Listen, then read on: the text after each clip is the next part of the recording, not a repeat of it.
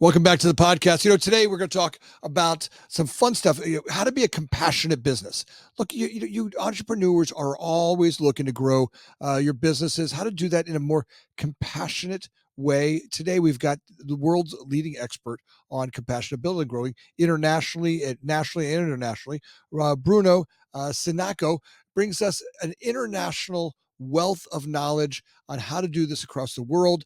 His great book is Compassionate Business, Main Principles of Human-Oriented Enterprises. It's going to give you a lot of great insight on how to build your compassionate business. Bruno, welcome to the show. Thank you, Anthony. Very happy to be here. Thank you very much. Very glad to have you. When we start to look at what does it mean to be a compassionate business, right? Does that mean I got to be nice all the time, or what does that mean? Very interesting question. Well, according to research, being compassionate in business and in life is about connecting to others on a mental level and on an emotional level. This means that when you connect to others, you understand how they think and you understand how they feel. But also compassionate people try to help others when they have difficulties. So this means that you're not only looking at them, listening to them actively, but you're trying to help them whenever possible. And this can be applied to business environment and non-business ones. I think that people who have an evolved business start to understand that, right? It's not just take.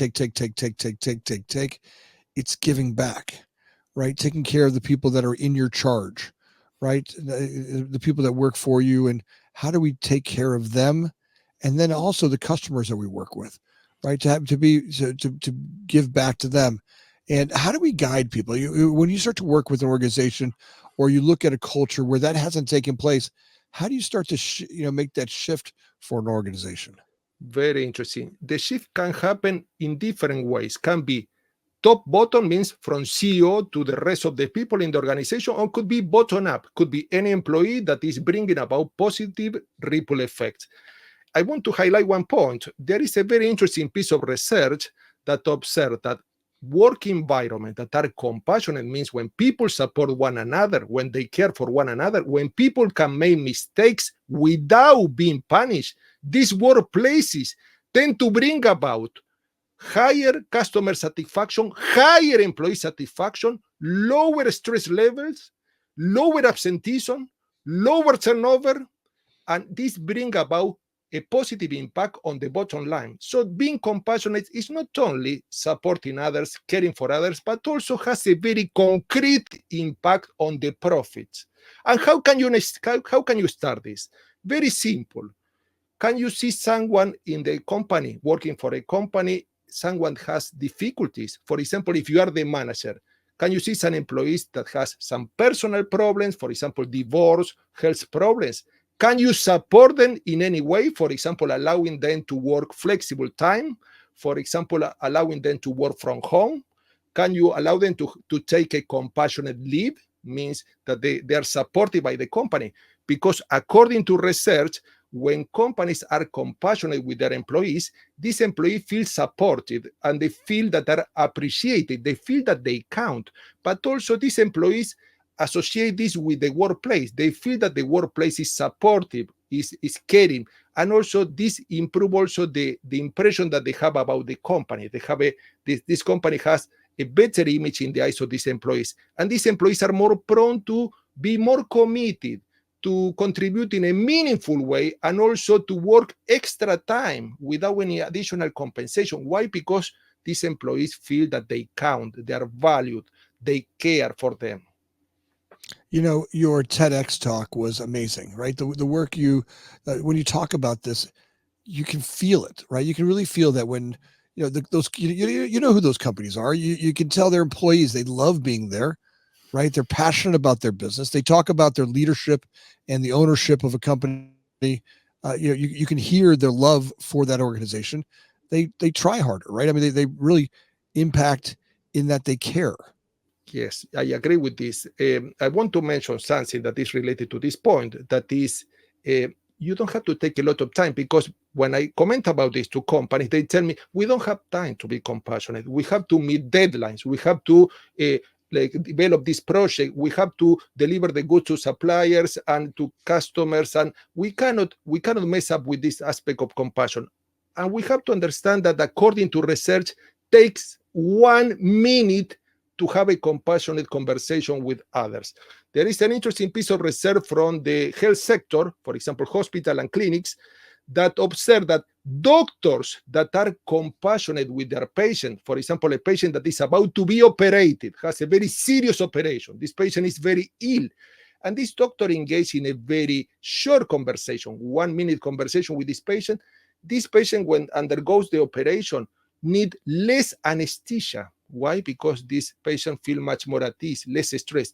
And after the operation, this patient needs a shorter recovery time. Why? Because this patient is much more comfortable, much more at ease. So this means that compassion soothes people. This means that when people working for a company treat each other in a compassionate way, people feel much more at ease. There is a concept, very interesting concept in business, that is called psychological safety. This means that when people are supported in a compassionate way, this workplace is psychologically safe. This means that people can feel at ease. They don't feel stressed. And according to psychology and psychological studies, when people are not stressed, they tend to be more creative. They tend to be much more innovative. They tend to be more productive. Why? Because they're not acting in a defensive way. They're not acting in a reactive way. They can act in a proactive way. They can share resources with other colleagues. There is an environment of trust in the workplace that people can work in a cooperative way. Instead, when people are not treated in a compassionate way, they are more prone to adopt this freeze, fight, flight mode. This means that they become reactive. They might become a bit fearful or defensive. And in this mode, people are less productive, less creative. Why? Because they are feeling themselves threatened by these potential threats, for example, colleagues or being fired or making mistakes. So does this mean that I need to get more bean bags and ping pong tables in my offices? Does it mean I got to make it more fun around there? When you're talking about being compassionate, is it giving them more autonomy? What's the Very, gift? very, very, very interesting. Very interesting. We have to understand that in business there are two main aspects: quantitative aspect of business, what can be measured, what can be counted. Everyone knows this. These key performance indicators such as profitability, productivity, efficiency, market share, sales, this can be measured in a precise way. However, many entrepreneurs and many business owners dismiss the qualitative aspect of business, what cannot be measured, what cannot be counted. What are they? Generosity, gratitude, support, compassion, care, kindness. And this qualitative aspect of business help companies to develop strong, long-lasting relationship with different stakeholders: internal stakeholders, employees and management, and external stakeholders, suppliers, customers, community members. And we have to understand that these qualitative aspects of business are very important. Why? Because we need these stakeholders on our side. Companies are interdependent with customers, with employees, with community members, with suppliers. Companies cannot succeed without these stakeholders. So by developing a strong, long-lasting relationship with these stakeholders, these companies are more prone to meet these key performance indicators. How the company can start? Well, by fostering generosity, for example. I mentioned this in my latest research, that generosity begets generosity. And when I mention this to companies, when I train worldwide, these companies tell me, we don't have resources to be generous. And I answer to this question, you know what? You can be generous in two ways. You can be generous providing people with tangible things, for example, a manager giving a bonus to an employee because they work very hard.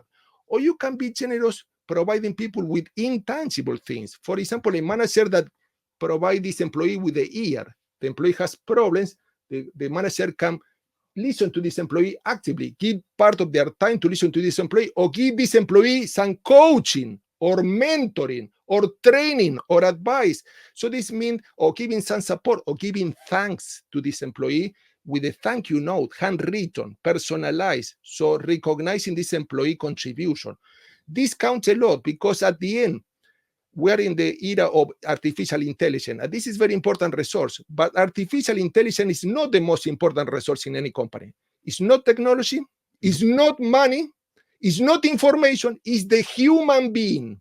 The human being is a meta resource. Meta means it's a resource that generates other resources. When you treat employees well, when you recognize their economic needs, paying a good salary and if possible a bonus, when you recognize the emotional needs, you appreciate their work, for example, with some events, newsletters, including their name and their pictures, but also when you recognize their mental needs, when you try to avoid boring these employees to death, but allowing them to, for example, do some job rotation, working, for example, 1 week in one department, another week in another department, training them, mentoring them, coaching them.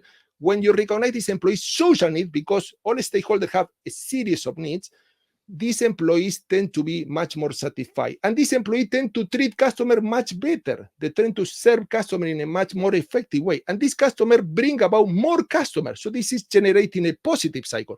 So when you treat stakeholders in a positive way, in a supportive way, in a caring way, you bring about more business. The company's reputation also is enhanced. Why? Because companies that treat employees and customer well attract more talented people. Instead, companies that have a very shoddy quality level regarding customer, regarding employees, will have a lot of negative reviews from employees in Glassdoor, other platform, will have a lot of negative reviews of customers in any of the platform, and this will push away talented employees and very important customers. So why? Because customers don't want to buy from companies that don't treat them well. So it's a kind of common sense, but there is a lot of research backing this assertion that compassionate business is not only developing strong relationship with the stakeholder, but also bringing about more business, bringing about more positive indicators.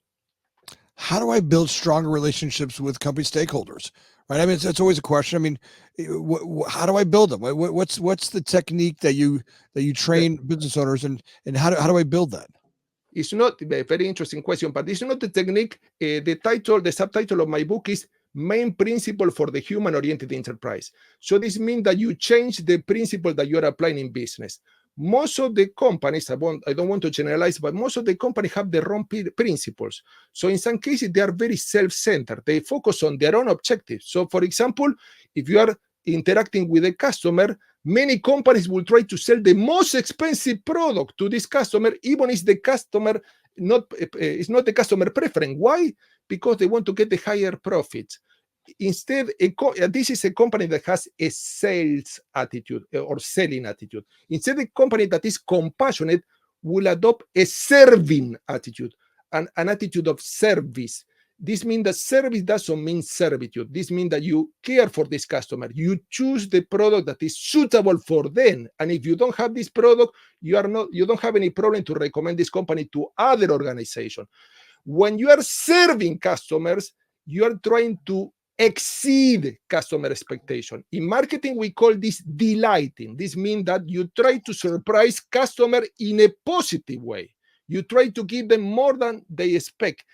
And by doing this, you create a positive imbalance. Customers feel that you are very generous to them and they feel indebted with you, and they try to recommend your product, leave positive reviews, attract more customers, and this generate positive word of mouth.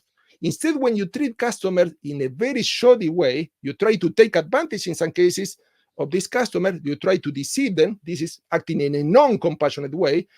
This customer they feel deceived, they feel betrayed, and this customer not only they will run away from your company, but they will leave a lot of negative reviews that will affect your company's brand image. That's And right. also will push other customer away and will push business away. So this means that being egotistical, self-centered doesn't pay off. Why? Because customer and employees will move away because there are other companies that are more convenient for them. I think all great leaders realize that the company's success really relies on the development of long-lasting relationships with the stakeholders, both the employees and customers. That if you're not building a great relationship with them, the take type companies, they don't last very long. To be around for 10, 20, 30 years, it takes building great relationships. Right now, look, I think that there's always going to be confusing times.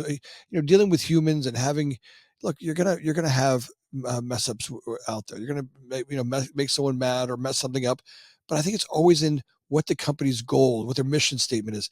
That hey, here, how do we show up? And even when we make something wrong, when something wrong happens, hey, I messed something up. How do we deal with it? How do we interface it? How do we face it? And how do we deal with it? And show that look, we're people of our word, right? When we say we're going to do something, we do it.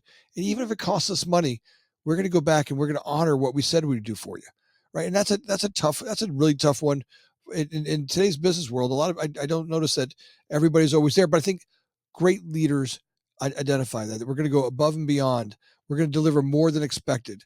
That when something goes wrong, you ask Starbucks, people at Starbucks, just about anything you complain about, here's a free coffee. Like almost everything. I mean, like seriously, you walk and go, well, the foam on my coffee was too. Well, here's a free drink.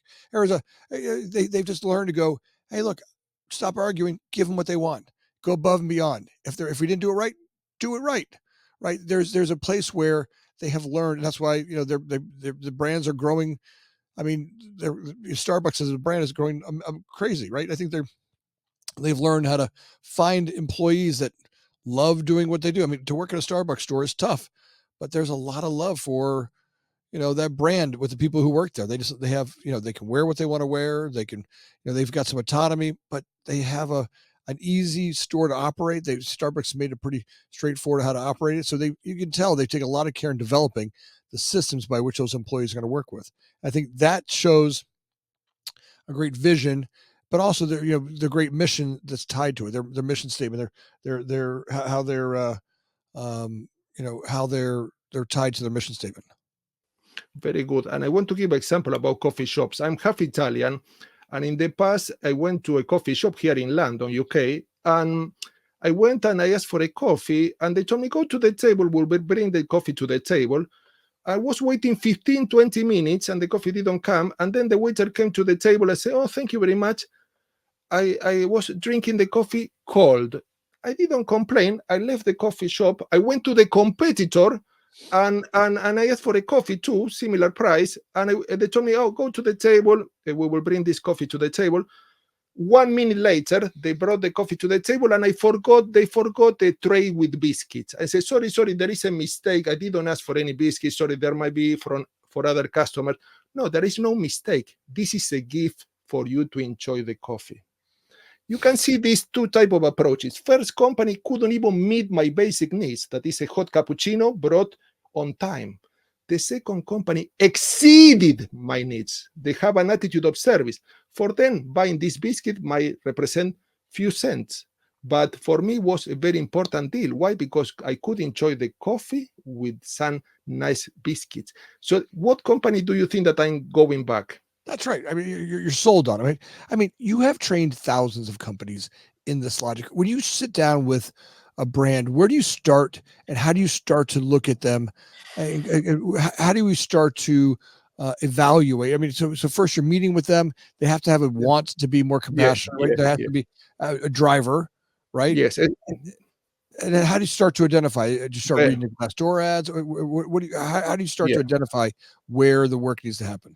First up, well, we cannot generalize, but we can say that in many cases, what we have is a one-to-one meeting on Zoom. And then what we see is what are the most important weak points. For example, many companies have a lot of fear infused in the workplace. And this don't allow the company, these fears don't allow the company to become compassionate. What are the different fears that I see in practice?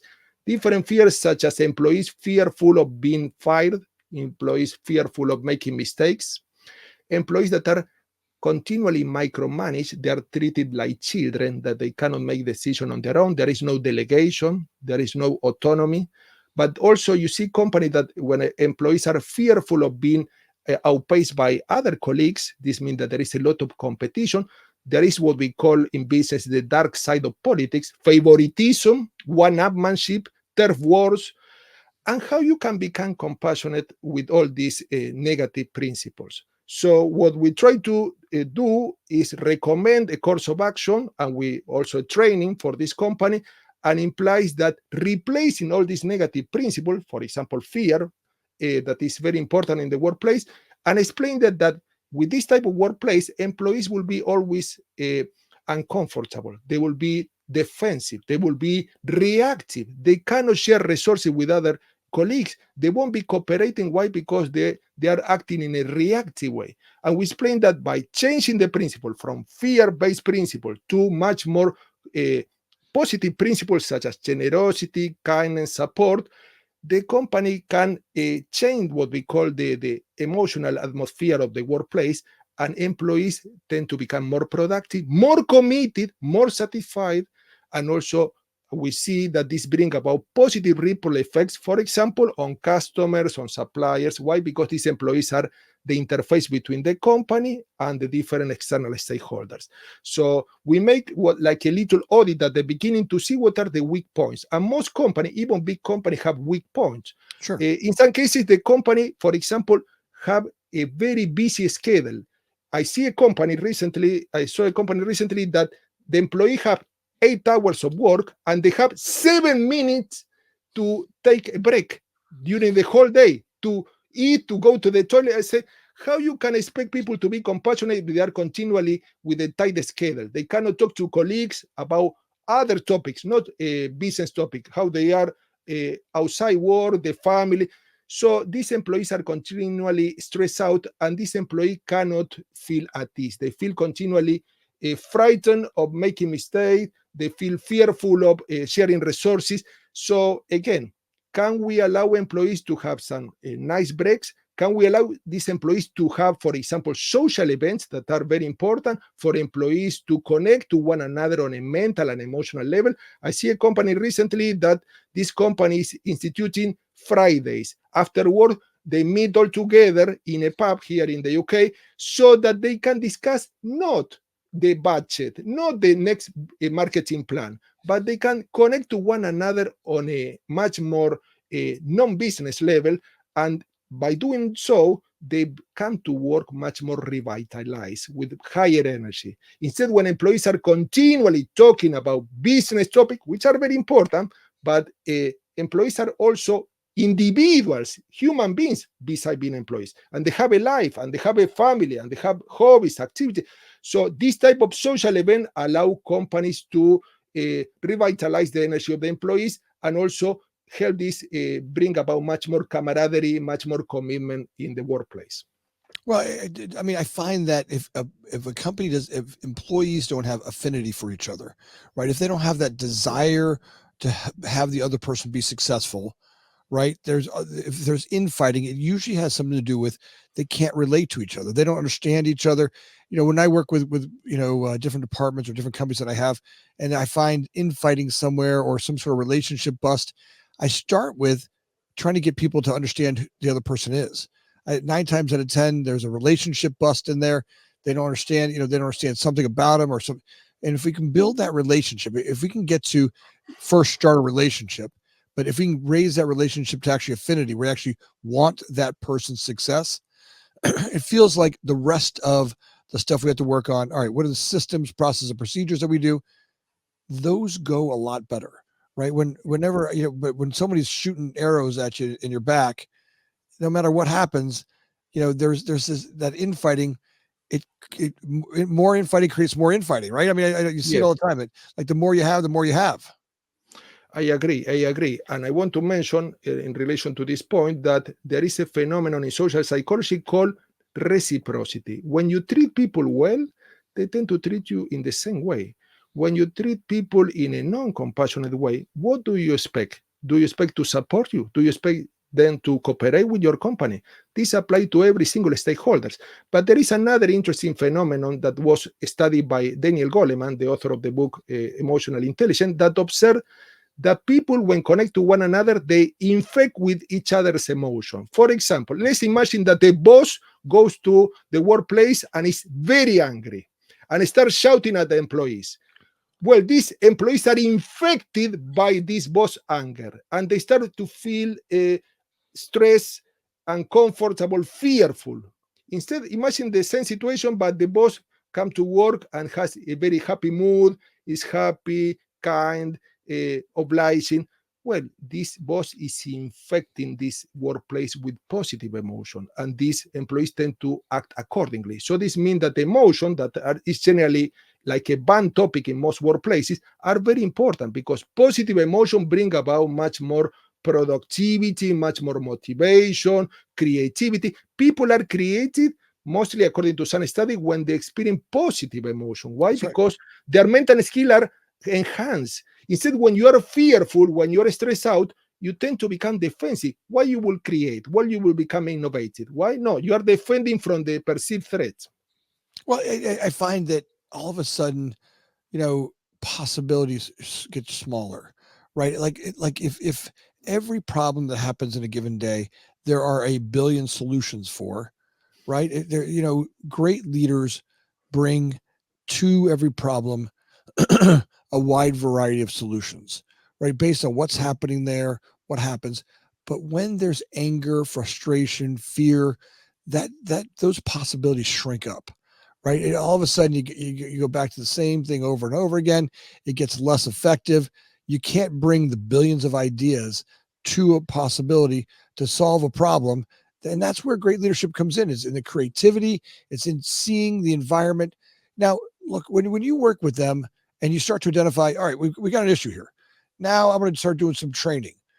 How does that work? And how does that, you know, where do you start with training? What are the first things we talk about? How do we put that training program together? Yeah, well, the training that we offer is personalized, so vary from company to company. It's tailor made, but Yep. we take it. We have three stages: first, the assessment of the company, then we Yep. train the company, and then a follow up. So this means, and in the training, we made the training what we call cross departmental, means that we don't include only people from the marketing department. We include people from the marketing department, from the human resources department, from the administrative department. So this means that everyone is aware of the changes because this produces a shift in the company's paradigm. The company before was focused only on economic results, profit, market share, and now the company will become much more focused on building a strong relationship within the workplace and outside the workplace.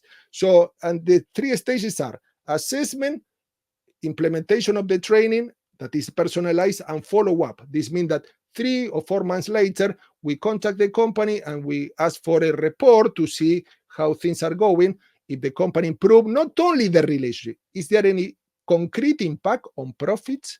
Is there a concrete impact on, for example, analytic like customer reviews or, for example, employees' morale? This thing can be measured. So the idea is that we try to check if this training is effective. In most cases, it's effective because it's very easy to implement. There are basic principles that can be implemented in a very easy way. In some cases, companies are a bit fearful of changing this Yeah. paradigm, Yeah. and they don't want to rock the boat.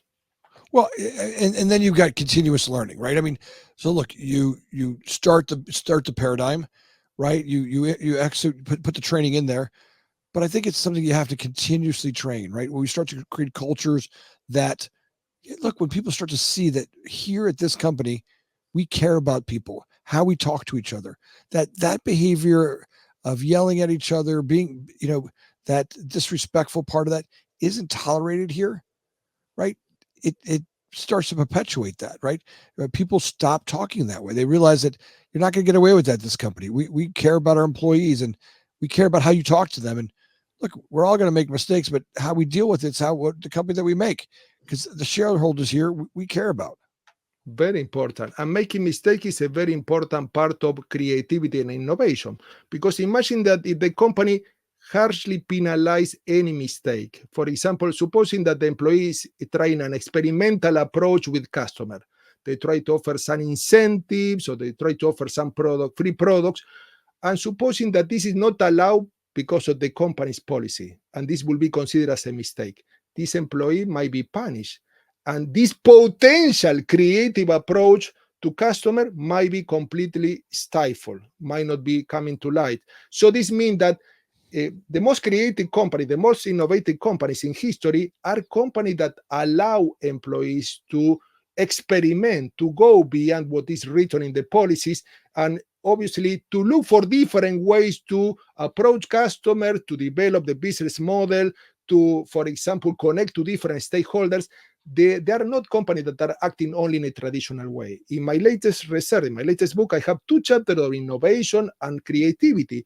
And what I observe, according to my experience and expertise, is that companies that tend to become very traditional, means resistant to change, are the ones that are less prone to become innovative. They're less prone to develop a new business model. Instead, companies that are much more open to experimentation and they're not too rigid with their policies, these companies are more prone to become more innovative, develop new technology, new product, new services. Well, listen, folks, you got to get this book. He's got two great books. First one we want to talk about is really the art of compassionate business. And Bruno, where's that available? Is it on This is Amazon? available. This available Amazon and bookshops offline, online. Is available worldwide. Worldwide. So here, I'll put a link down below how to get there, and make sure you guys get audience. As always, take a second and let's support Bruno right now. Let's go buy his book and make sure that we're taking a look at that. Because look, every one of us, no, I don't care how compassionate we are, great leaders continuously sharpen that blade, right? We're continuously sharpening that edge. We're looking for more great ways of learning how to be great, more compassionate companies, how to be the type of leaders where we care about our people, we care about our customers, that we're giving more than we're taking. That type of mentality will create long-term amazing companies. You also got fundamentals of small business and medium-sized enterprises for international marketing. Talk a little bit about that book. Yeah, this book it was written a while ago, and this book is about international strategy, a completely different approach. This means how companies can approach international markets in a very effective way. In this book, talk about how the companies can adapt to different cultural environments, how to develop products that take into account the values, the tradition, the custom of this cultural environment, but also how they can adapt their message, the communication strategy when entering international markets. And also, I mentioned in this book different strategies that companies can use to approach international market. Not only exporting goods or importing goods, but also licensing, franchising, joint ventures, and contract manufacturing. There are more than 20 different strategies that company can adopt with advantages and disadvantages. In this book, I also talk about the importance of quality levels and some certification that companies can obtain for international market, like ISO 9000, ISO 14000, and other aspects that are very important for companies in the international arena. Well, guys, you've got to also go check out Bruno's TED Talk. It's a great TED Talk. It really does give you some great insight on how to be more compassionate.